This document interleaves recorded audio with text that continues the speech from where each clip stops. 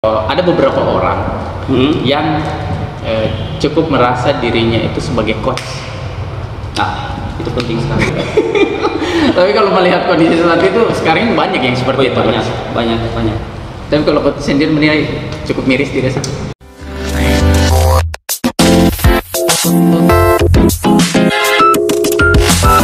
Assalamualaikum warahmatullahi wabarakatuh. Kembali lagi bersama saya Suramanto Sukirman. Jadi pada temu wacana kali ini sangat spesial karena saya berada di salah satu tempat latihan kebugaran sebenarnya. Dan memang pada kesempatan kali ini saya pengen membahas soal salah satu komunitas olahraga yang kalau bisa dikatakan cukup tertua di Kota Palu. Dan kebetulan saya sudah bersama dengan inisiator dari komunitas tersebut, Freeletic Palu, Coach Catur. Apa kabar? Alhamdulillah baik. Coach Catur, ini kan Freeletic, bahas soal Freeletic, katanya itu komunitas itu adalah komunitas yang cukup tua di Kota Palu, bahkan melahirkan berbagai komunitas lari kalau sekarang ya modernnya. Nah, cuman sebelum masuk ke sana pembahasan itu, temu wacana selalu bahas soal tentang masa kecil dari setiap bintang tamu. Jadi saya pengen tahu nih, masa kecilnya Coach Catur dulu itu kayak gimana? Oh ya. Jadi sebenarnya saya merasa tersanjung sekali nih bisa masuk di podcast temu wacananya Bro Manto. Soalnya kan saya lihat di YouTube-nya itu rata-rata yang diundang itu kalau bukan pejabat, anggota dewan. Amin, siap. Kita ini bukan siapa-siapa, tapi ya merasa bangga lah bisa masuk di podcastnya Manto. Makasih Coach. Oke, jadi masa kecil saya siap. Sebenarnya biasa-biasa saja sih. Coach Catur itu biasa-biasa saja. Biasa-biasa saja masa kecilnya, sama seperti anak-anak pada umumnya. Jadi saya lahir di keluarga bapak saya pegawai negeri, ibu saya ibu rumah tangga. Kita ada 4 bersaudara laki-laki semua. Tapi Coach memang lahir dan besar di Kota Palu? Ya, lahir dan besar di Kota Palu. Orang tua saya asalnya dari Jawa. Asalnya dari Jawa. Jadi dari tahun 79 di Palu, sudah beranak cucu di Palu. Jadi berarti sudah menjadi warga Palu, orang Jawa jadi orang Palu. Orang Jawa menjadi orang Palu. Nah Coach, tahun berapa dulu memulai membentuk Freeletic? Oh ya, jadi sebelum memulai Freeletics, jadi basic saya itu memang atlet. Dulunya saya atlet. Jadi saya aktif, awalnya saya aktif di olahraga taekwondo. Nah, saya di taekwondo dari tahun 2000. Mungkin Manto umur berapa waktu itu? Masih umur 6 tahun. 6 tahun ya, 2000. Tahun 2000 saya sudah latihan taekwondo. Jadi beberapa kali ikut event daerah, beberapa kali juga juara. Terus tahun 2003, karena pada saat itu di olahraga taekwondo pada saat itu itu di Palu masih kurang event untuk remaja. Akhirnya kakak saya yang kebetulan sudah duluan latihan silat, ajak saya di silat. Nah, mulai dari tahun 2003 sampai dengan 2010 itu saya aktif jadi atlet silat. Beberapa kali juga mewakili daerah di event nasional. Alhamdulillah pernah juga dapat mengharumkan nama Sulawesi Tengah lah beberapa kali. Event nasional. Berarti kenal Bang Abdul dong? Abdul Karim ya. Abdul Karim saya senior ya. Berarti memang dari masa dulu itu, masa remaja sampai dengan sekarang bahkan ya, memang basic olahraga itu sudah melekat ya. Memang saya memang suka sekali dengan olahraga. Jadi dari kecil sampai bahkan sampai saya kerja itu saya aktif terus olahraga di Freeletics.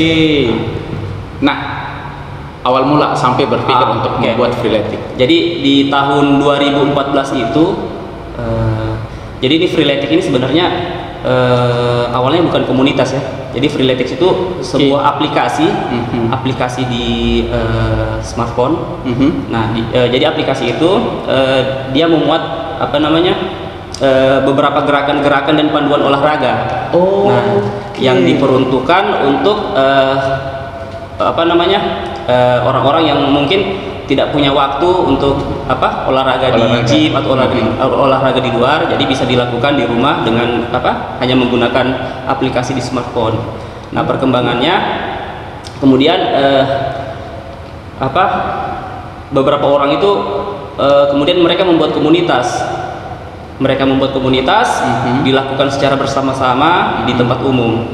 Nah, jadi di beberapa daerah itu ada di Jakarta, di Makassar, di Bandung, mereka membuat komunitas namanya Freeletics sesuai dengan daerahnya masing-masing. Jadi misal kalau Jakarta Freeletics Jakarta, Makassar Freeletics Makassar. Nah, saya lihat itu, di Palu ini belum ada nih. Dan sebelumnya memang saya sudah coba kan pakai aplikasi itu karena 4 tahun pas saya kerja itu 4 tahun itu memang saya tidak pernah sama sekali olahraga. Jadi badan mulai ini kan mulai gemuk. 1 tahun saya coba aplikasi itu dari 2014. Saya lihat ada ada manfaatnya. Akhirnya saya ajak beberapa teman. Beberapa teman saya ajak, kita latihan kalau tidak salah waktu itu di Fatulemo. Latihan awalnya latihan. Itu pun cuma teman-teman dekat yang saya ajak. Alhamdulillah beriring waktu, mungkin juga karena pengaruh sosial media pada saat itu, Instagram, makin banyak makin banyak peminatnya. Bahkan waktu itu di tahun 2016 kita pernah itu sekali latihan itu sampai hampir 50 orang. Pernah waktu itu kita hitung satu-satu 50 orang. Saking antusiasnya. Saking antusiasnya. Tapi coach, saya pengen tahu kenapa coach pada saat itu awalnya memilih olahraga Freeletics, kan padahal banyak olahraga lain. Kenapa Freeletics? Karena yang pertama Freeletics ini mudah dilakukan. Mudah dilakukan, gerakannya juga simple, terus hampir semua orang sih bisa lakukan gerakan-gerakan Freeletics. Manfaatnya juga saya rasa langsung ya, manfaatnya langsung bisa kita rasakan langsung. Coach, saya mau sedikit bergeser ini terkait Freeletics dulu. Bahwa ini katanya saya pernah dengar Freeletics inilah yang hari ini melahirkan banyak jembolan-jembolan dari Freeletics itu membuat semacam komunitas lari. Itu benar tidak sih coach? Iya, benar sih sebenarnya. Jadi beberapa teman-teman yang pada awalnya sih teman-teman itu memang konsennya di lari sebenarnya sih memang. Memang awalnya konsennya di lari. Cuman mereka untuk meningkatkan strength-nya. Ya, kekuatan mereka di lari, mereka bergabung di Freeletics gitu. Cuma waktu itu memang belum ada komunitas sih. Nah, dari Freeletics itu kemudian muncullah ini komunitas lari. Sebenarnya bagus juga sih sekarang, jadi enak sekarang. Kalau dulu kita mau cari teman untuk olahraga itu susah sekali. Kalau sekarang enak, mana-mana ada komunitas. Sekarang lebih banyak komunitas sekarang. Enak sekarang. Jadi, bahkan bingung sekarang mau pilih masuk mana kan? Karena sekarang sudah banyak teman. Tapi melihat Freeletics hari ini perkembangannya bagaimana menurut coach? Perkembangannya mungkin karena ini ya sekarang karena pandemi beberapa tahun ini 2 tahun ini. Jadi intensitas latihan kan jadi berkurang ya. Jadi berpengaruh juga sih sama anggota-anggota yang orang-orang yang ikut latihan. Beda kayak sebelum pandemi itu luar biasa antusiasme orang untuk latihan di Freeletics itu luar biasa. Ini mungkin karena pandemi ya, semoga kalau pandemi sudah berakhir ini semoga saja bisa kembali lagi sih antusias masyarakat untuk olahraga di komunitas Freeletics. Amin. Coach, pada saat zaman itu ya 2015, 16, 17 sampai dengan hari ini, sebenarnya kalau untuk menurut coach sendiri ada tidak tren perubahan masyarakat Kota Palu itu lebih berkeinginan berolahraga dari masa-masa pada saat awal Freeletics dibentuk sampai dengan sekarang? Kalau saya rasa sih ada perubahan sih. Jadi minat orang sebelum yang saya tahu ya sebelum, karena kan saya sudah lama sekali sih aktif di dunia olahraga. Jadi semenjak 2016 itu tren olahraga di khususnya di Kota Palu itu sudah mulai bagus minat masyarakat, tidak seperti tahun-tahun sebelumnya. Bisa dibuktikan sekarang kan banyak klub-klub olahraga ini kayak sekarang di Viteru ini kan. Ini salah satu bentuk antusias masyarakat dengan olahraga, maka terbentuklah ini Viteru. Sekarang juga banyak camp-camp olahraga, banyak sekali sekarang saya lihat. Tapi katanya coach ini juga selain dulu Freeletics kan, sekarang pun masih melatih. Ya, masih melatih di beberapa tempat. Bisa cerita tidak coach? Di mana saja sekarang coach sedang? Kalau sekarang melatih, sekarang saya melatih di Blue Muay Thai, itu di Sungai Sausu. Itu khusus untuk Muay Thai dan kickboxing. Terus saya melatih di sini juga kelas Muay Thai juga di Viteru. Selain itu saya melatih di kelas privat untuk conditioning. Jadi buka privat juga coach? Privat. Itu pun sebenarnya bukan buka sih, saya tidak membuka khusus untuk privat, cuma beberapa teman yang mungkin sudah pernah saya latih, mereka hubungi saya mau minta dilatih, oke saya latih. Jadi saya tidak buka khusus open ini sih, coba diminta saja. Nah coach, saya penasaran ini. Mungkin kan dulu dari taekwondo sampai dengan sempat pencaksilat dilakoni, sekarang pun masih ikut melatih. Itu kenapa memilih olahraga yang sifatnya sedikit memacu adrenalin? Karena memang dasarnya sih suka dengan olahraga combat. Memang dari kecil memang suka. Pengaruh ini mungkin ya, kecil suka nonton film Si Pitung. Jadi terbawa sampai sekarang. Olahraganya ya tidak jauh-jauh dari baku pukul, baku hantam. Tapi berarti itu sudah menjadi semacam fashion ya? Iya, passion saya memang di olahraga. Ini sedikit soal ini, saya sekarang kan lagi meriah PON. Kan olahraga nasional di Papua.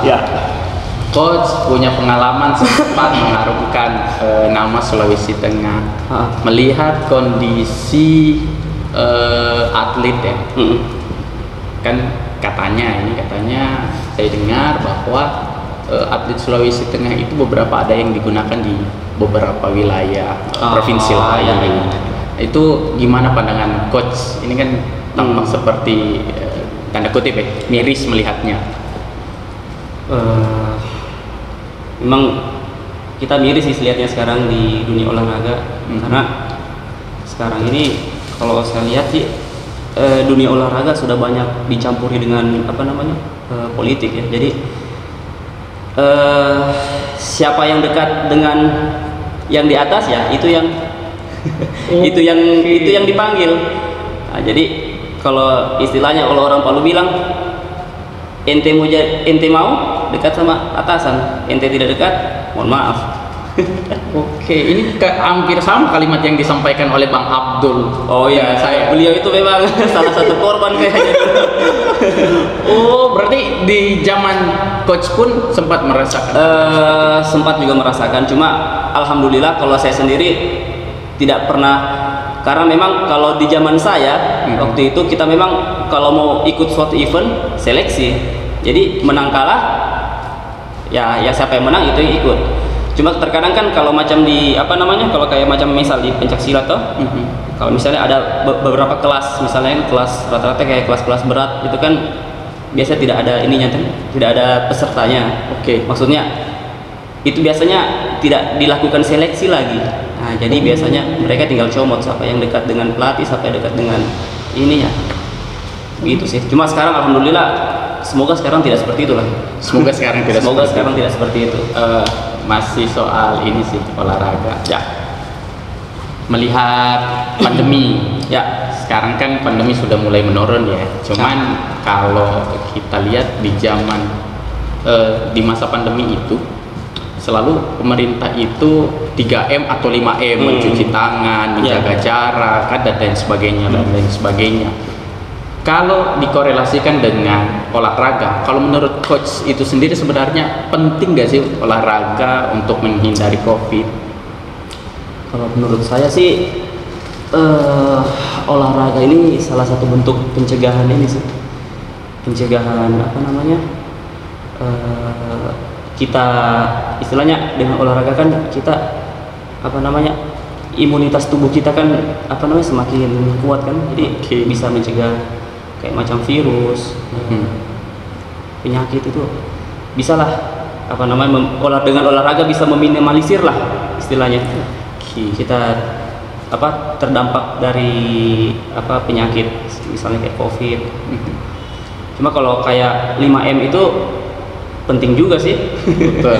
Ya 5M saya rasa penting juga sih, karena saya punya ibu juga meninggal karena COVID. Wow. Karena COVID. Jadi semenjak itu saya, wah memang COVID ini ada COVID ini.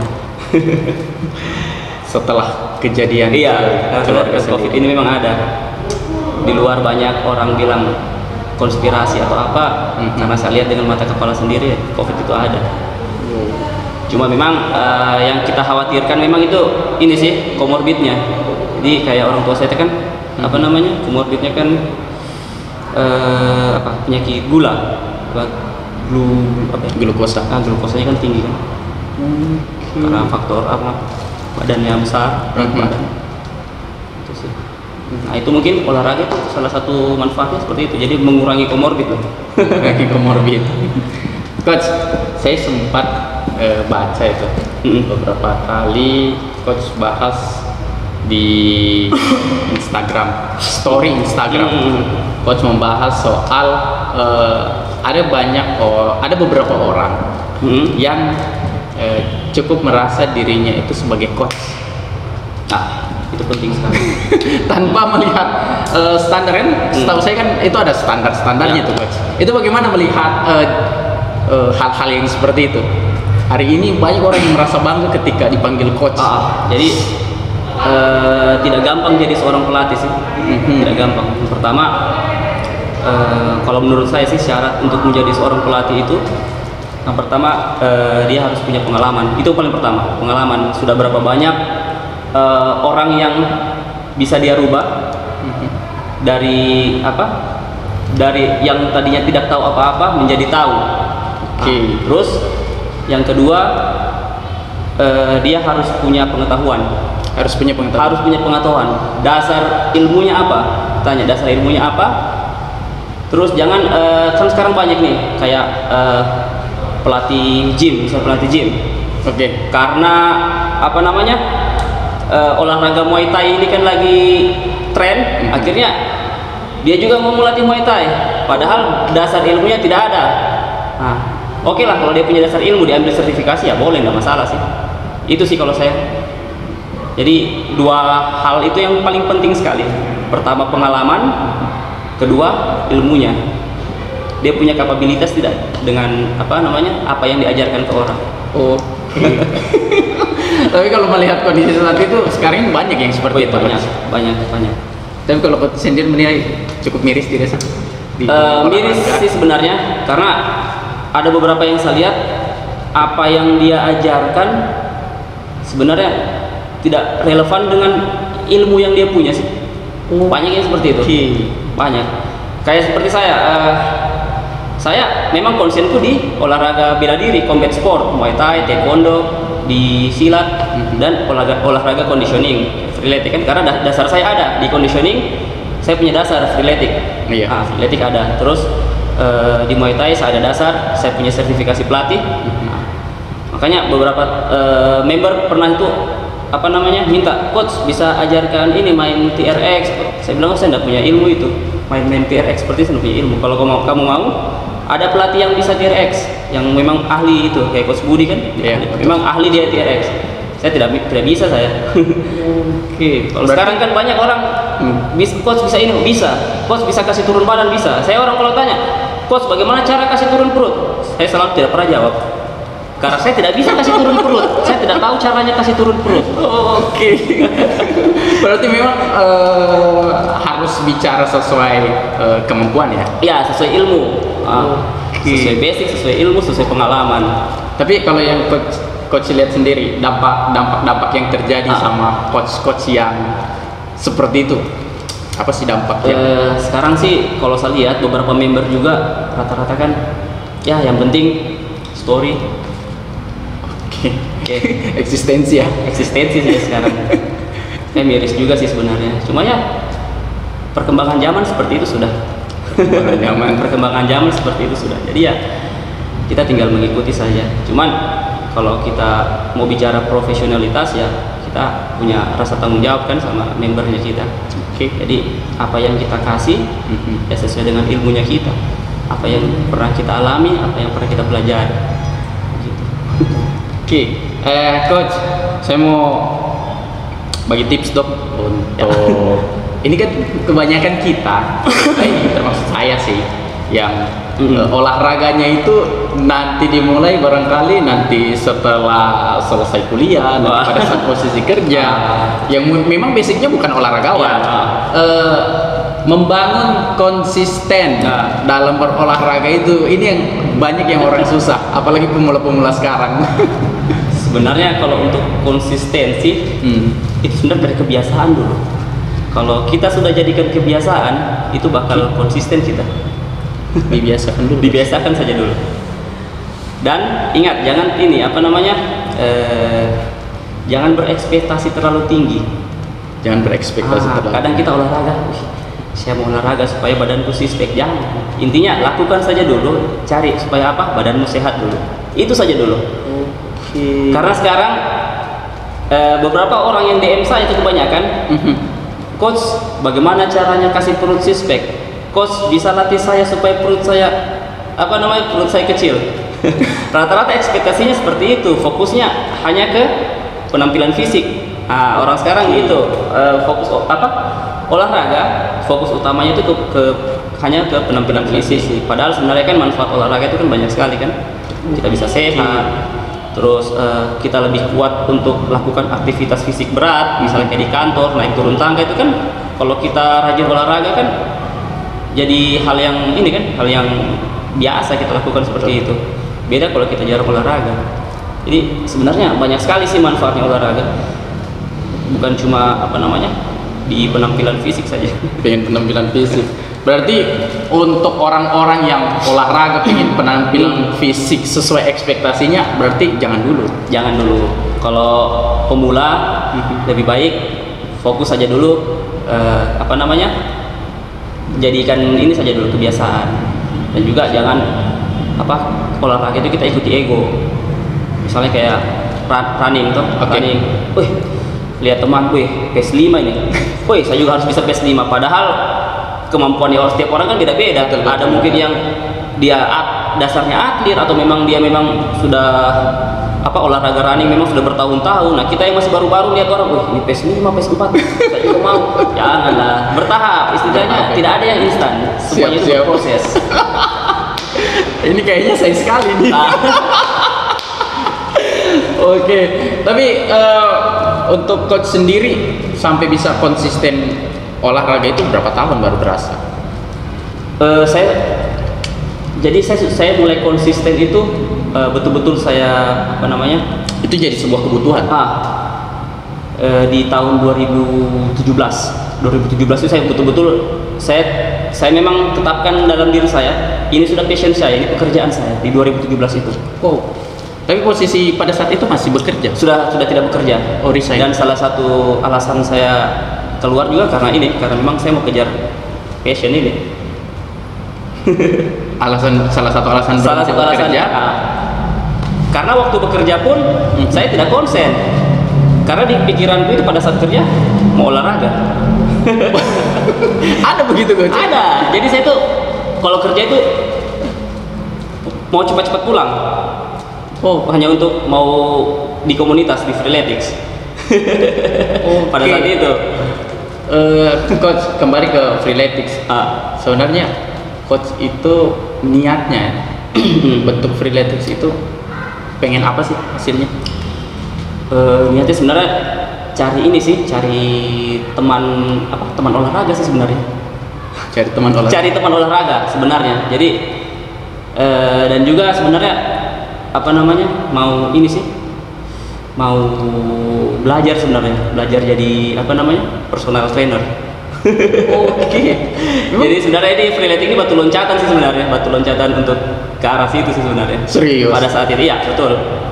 Oke, berarti freeletics ini sebenarnya bukan hanya membantu menyehatkan. Ya, sebenarnya tempat kita belajar juga sih bagaimana kita menjadi leader gitu. Oke. Bagaimana kita mengumpulkan orang, mengatur orang, sebenarnya seperti itu sih. Dan dari freeletics ini alhamdulillah banyak juga sih muncul pentolan-pentolan freeletics yang bisa dibilang ya jadi pelatih olahraga yang yang bagus, kayak misalnya Coach Budi ya. Nah, terus Dwi kan luar biasa itu ilmunya Dwi. mereka orang-orang yang konsen di freeletics itu salah satu manfaatnya. Nah, saya mau ke wilayah pekerjaan. Ya. Jadi kalau coach sendiri melihat pekerjaan itu tidak hanya di kantoran sekarang. Ya, berarti bahwa dari hobi itu sendiri seperti dari freeletics tadi coach bilang batu loncatan bisa menjadi personal trainer. Bisa. Bagaimana coach melihat tren yang agar supaya ini pemuda-pemuda tidak berpikir saya harus ke kantor kerjanya kan? Mungkin ada tempat yang lain bahwa ternyata hobi pun bisa menghasilkan uang. Jadi, sebenarnya dari mindsetnya kita saja sih. Mindset coach ya? Iya, mindsetnya kita sih. Kerja kantoran sih tidak salah juga sih, karena memang ada beberapa orang yang memang pengen. Iya, passionnya memang di situ. Betul. Kerja kantoran. Jadi beda kayak kalau macam saya ini sebenarnya terjebak sih. Terjebak. Jadi gini, memang kalau saya ini orang tua sih pengennya anaknya jadi kerja kantoran. Oke. Itu jadi kita ikut saja ke orang tua. Maunya orang tua. Tapi kita buktikan juga pas kita keluar, maksudnya kita bisa tetap survive. Lah. Alhamdulillah keluar bisa buka usaha juga, hobi dan pekerjaan juga bisa jalan. Jadi orang tua kan di situ lihat juga tuh, seperti anak-anaknya walaupun tidak kerja di kantor, tapi bisa survive lah, bisa menghidupi keluarga tuh. Berarti untuk sekarang cara pandang untuk jangan hanya terfokus pada satu. Betul. Jadi sekarang kan istilahnya kita ini kan masuk dalam kategori kaum milenial ya. Yes. Nah, banyak sih pekerjaan sekarang kayak seperti ini, podcast ini sebenarnya kalau kita geluti, betul. Ini bisa menghasilkan loh. Amin. Bisa menghasilkan. Sekarang kan pekerjaan, coba tanya ke anak-anak sekarang, mau jadi apa? YouTuber. Betul. Mau jadi apa? Content creator. Itu sekarang. Jadi sekarang sudah beda ininya, beda mindset berpikir orang tua kita dengan zaman kita sekarang sudah beda. Kalau zaman orang tua kita mungkin mindsetnya mau sukses harus kerja kantoran. Kalau sekarang beda. Oke. Coach, saya mau singgung sedikit soal ini. Coach kan sempat kerja di perbankan. Berapa tahun Coach kerja di perbankan? 7 tahun kayaknya, 7-8 tahun. 7 sampai dengan 8 tahun. 7 tahun kayaknya, tepatnya 7 tahun sih. Setelah itu beralih sempat membuat toko ya Coach? Punya toko. Iya, saya buka toko setelah ini keluar dari bank. Kenapa memilih pilihan hidup? Kenapa memilih berdagang? Kenapa tidak berpikir untuk mungkin bisa cari pekerjaan di tempat lain, di kantor lain, di tempat lain? Kenapa lebih memilih buka usaha sendiri? Karena memang pada dasarnya saya ini orangnya bebas. Pada dasarnya saya orangnya tidak suka ada dalam satu sistem yang diatur sebenarnya. Pada dasarnya seperti itu. Cukup idealis ini kalau begini. Tidak suka diatur orangnya sebenarnya. Jadi saya pikir waktu saya keluar itu pun saya sempat melamar di beberapa perusahaan, sempat juga diterima, tapi pada saat itu usaha juga baru merintis. Jadi saya putuskan Udahlah, mending saya dagang saja. Alhamdulillah sampai sekarang Lanjut usaha ya. lanjut usaha dagang. Dan memilih pakaian yang ini syar'i. Ya, pakai syariah. Itu kenapa coach? Kenapa tidak pakaian biasa saja kan bisa? Kenapa harus Kenapa ya? coach catur itu pilihnya yang syar'i? Jadi kalau untuk usaha ini sebenarnya istri saya yang ini sih, istri saya yang lebih dominan kalau untuk usaha. Oke. Saya lebih ke operasional saja, operasional toko. Jadi dia sih yang memang minatnya ke situ.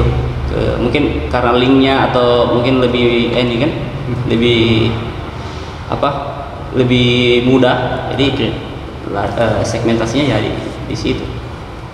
Coach, saya pengen pandangan hidup sih Ya. soal ini kan coach buka usaha, sekarang kerjanya mendapatkan penghasilan dari hobi. Ya. Takaran bahagia dari coach catur itu apa sih? Takaran bahagia, definisi bahagia dari coach catur itu sampai kerja di perbankan loh, gajinya lumayan lah, kok sampai berpikir seperti itu? Kalau saya sih definisi bahagia itu kalau kita bisa bekerja sesuatu yang kita suka sih.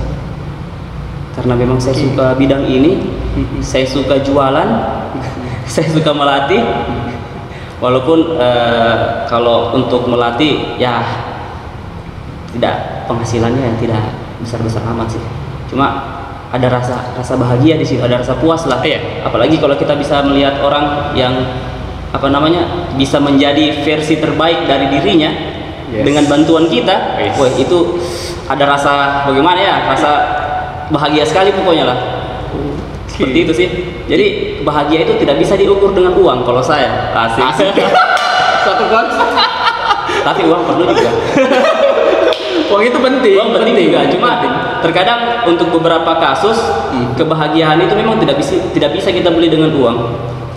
Kayak yang saya bilang tadi, kita lihat orang bisa mencapai targetnya dengan bantuan kita, itu kita senang sekali pokoknya. Senang sekali. Itu kayak kita merasa jadi kita bisa juga dia seperti itu. Coach, kemarin ibu berpulang beberapa waktu kemarin. Ya. Pengen tahu dong, coach catur ini kan saya lihat postingannya semakin setelah ibu berpulang, saya lihat story rumahnya ibu, cerita ibu. Sebenarnya sedekat apa sih coach catur dengan ibu? Dekat sekali sih. Dekat sekali saya dengan ibu. Jadi bapak dengan ibu saya meninggal itu di hari-hari terakhirnya itu di saya. Jadi bapak saya meninggal 2019. Nggak tahu kenapa, mungkin sudah ini sih, Allah kasih dekat orang tua sama kita pas di hari-hari terakhir. 2019 bapak saya meninggal itu 2 minggu itu beliau nginap di rumah saya. Nginap, jadi sakitnya itu saya urus semua sampai dia meninggal. Begitu juga ibu kemarin di 1 bulan sebelum meninggal itu dia nginap di rumah juga. Kejadiannya sama juga seperti bapak, dia nginap di rumah, pulang dari situ sakit di ICU, kita rawat di sana, kita jaga, dia meninggal. Hal yang paling coach catur kenang dari seorang ibu?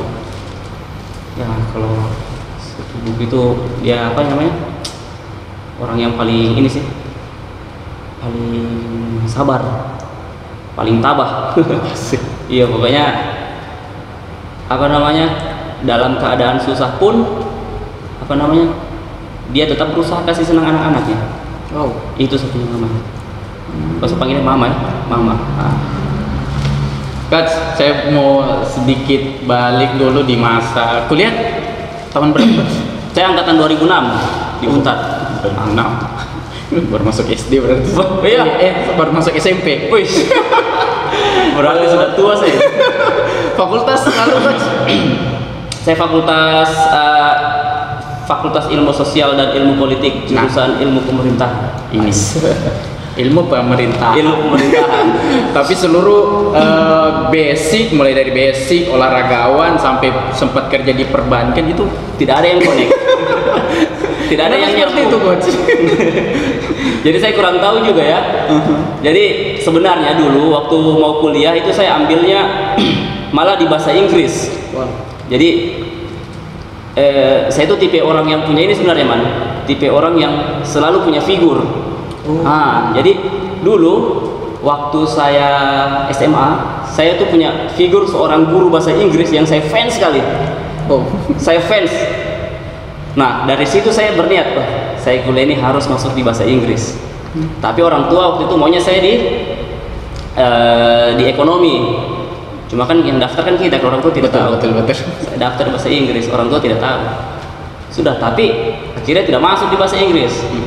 Saya pikir kalau begitu saya mau cari fakultas yang yang gampang lah. Jadi semester 2 saya rencana pindah lagi nanti ke bahasa Inggris. Saya kuliah saja dulu 1 semester. Semester 2 saya pindah. Akhirnya saya masuk, saya pilih ilmu pemerintahan. 1 semester saya di situ, malah saya suka di situ karena ada lagi satu dosen yang saya suka, bagus ngajarnya. Ini alasan jadi ada lagi satu figur dosen yang saya suka, akhirnya saya keterusan di situ di ilmu pemerintahan sampai selesai. 3,5 tahun saya selesai, alhamdulillah. Luar biasa. Coach, pandangan coach sendiri deh, freeletics itu apa buat coach?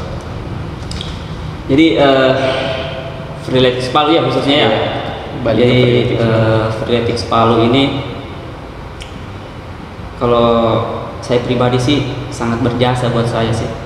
Jadi di situ tempat saya dan teman-teman mengeksplorasi kita punya pengetahuan. Terus di situ juga kita banyak dapat pelajaran bagaimana kita menjadi pelatih yang baik, pelajaran bertanggung jawab, terus pelajaran mengatur satu komunitas itu supaya bisa tetap kompak. Jadi freeletics ini tidak bisa dilepaskan dari seorang catur cie. Karena makanya sampai sekarang orang taunya kalau ketemu itu pasti catur mana, catur freeletics. Walaupun saya sekarang sudah tidak aktif di freeletics, orang taunya catur freeletics. Tapi coach catur itu pengen freeletics itu ke depan kayak gimana? Harapan tuh? Kedepannya mungkin semakin berkembang. Kalau bisa selalu ada regenerasi lah. Harus ada regenerasi. Jadi suatu komunitas itu kalau mau tetap eksis harus ada regenerasi. Harus. Tidak bisa satu orang saja yang pegang. Harus berkembang. Jadi zaman berkembang ya komunitas juga harus berkembang. Kalau tidak seperti itu ya mati coach ya. Mati. Coach, terakhir pesan kepada masyarakat Kota Palu khususnya kawan-kawan freeletics terkait olahraga di Kota Palu. Oke, untuk pesan-pesannya untuk masyarakat Kota Palu